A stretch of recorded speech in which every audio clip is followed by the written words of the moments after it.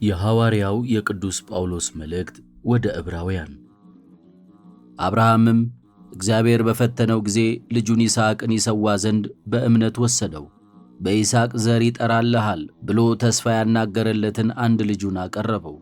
እግዚአብሔር ከሙታን ለይቶ ሊያስነሳው እንደሚችል አምኗልና፣ ስለዚህም ያው የተሰጠው መታሰቢያ ሆነለት።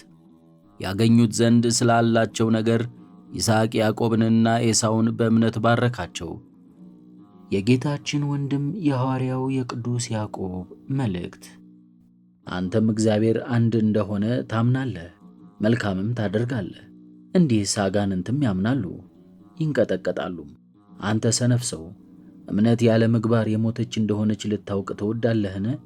አባታችን አብርሃም ልጁን ይስሐቅን ወደ መሠዊያው ባቀረበው ጊዜ በሥራው የጸደቀ አይደለምን? እምነት ለሥራ ትረዳው እንደነበር በሥራውም እምነቱ እንደመላችና ፍጽምት እንደሆነችም ታያለህን? መጽሐፍ አብርሃም በእግዚአብሔር አመነ ጽድቅም ሆኖ ተቆጠረለት የሚለው ተፈጸመ፣ የእግዚአብሔርም ወዳጅ ተባለ። ሰው በሥራ እንደሚጸድቅ በእምነት ብቻም እንዳይደለ ታያለህን?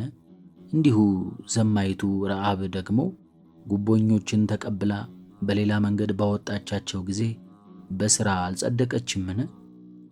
የሐዋርያት ሥራ። ጳውሎስም ወርዶ በላይ ወደቀ፣ አቅፎም ያዘው። እነርሱንም ነፍሱ አለችና አትደንግጡ አላቸው።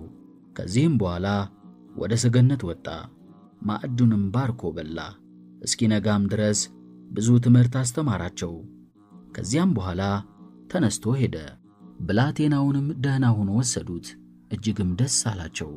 እኛ ግን በመርከብ ሆነን ወደ አሶስ ሄድን። ከዚያ ጳውሎስን ልንቀበለው እንሻ ነበርና እንደዚሁ በእግር እንደሚመጣ ነግሮን ነበርና ተቀበልነው። አሶስም ደረስን። በመርከብም ይዘነው ወደ ሚጢሊኒ ሄድን። በማግስቱም ከዚያ ወጥተን በኪዮስ ፊት ለፊት ደረስን። በማግስቱም ወደ ሳሞስ አልፈን በትሮጊሊዮም ተቀመጥን። ከዚህ ቀን በኋላም ወደ ሚሊጡ ደረስን። ጳውሎስም በእስያ እንዳይዘገይ በኤፌሶን በኩል ሊሄድ ቆርጦ ነበር። የሚቻለው ቢሆን ለበዓለ ሐምሳ ኢየሩሳሌም ለመድረስ ቸኩሎ ነበርና። የሉቃስ ወንጌል። መልእክተኞችም ወደ እርሱ ደርሰው የሚመጣው አንተ ነህን? ወይስ ተስፋ የምናደርገው ሌላ አለ?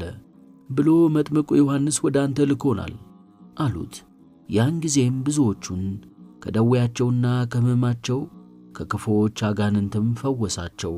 ለብዙዎች ዕውራንም እንዲያዩ ብርሃንን ሰጣቸው። ጌታችን ኢየሱስም መልሶ እንዲህ አላቸው፣ ሄዳችሁ ያያችሁትን የሰማችሁትን ለዮሐንስ ንገሩት። ዕውሮች ያያሉ፣ አንካሶች ይሄዳሉ፣ ለምጻሞችም ይነጻሉ፣ ደንቆሮችም ይሰማሉ፣ ሙታንም ይነሳሉ፣ ለድሆችም ወንጌል ይሰበካል። በእኔም የማይሰናከል ብፁዕ ነው። ጌታ መጥምቁ ዮሐንስን ስለማመስገኑ። የዮሐንስ ደቀ መዛሙርትም ከሄዱ በኋላ ለሕዝቡ ስለ መጥምቁ ዮሐንስ እንዲህ ይላቸው ጀመር። ምን ልታዩ ወደ ምድረ በዳ ወጣችሁ?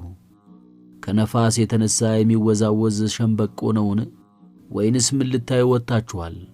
ቀጭን ልብስ የለበሰውን ሰው ነውን?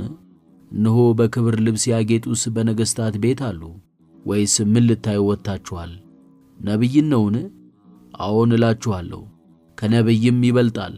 እነሆ መንገድህን በፊትህ የሚጠርግ መልእክተኛዬን በፊትህ እልካለሁ ተብሎ ስለ እርሱ የተጻፈለት ይህ ነው። እውነት እላችኋለሁ፣ ሴቶች ከወለዷቸው መካከል ከመጥምቁ ዮሐንስ የሚበልጥ ማንም አልተነሳም። በእግዚአብሔር መንግሥት ግን የሚያንሰው ይበልጠዋል። ሕዝቡም ሁሉ ቀራጮችም በሰሙ ጊዜ እግዚአብሔርን ጻድቅ ነው አሉት፣ የዮሐንስን ጥምቀት ተጠምቀው ነበርና። አትሮኖስ። ቅዱሳት መጻሕፍትን በድምፅ ያንብቡ።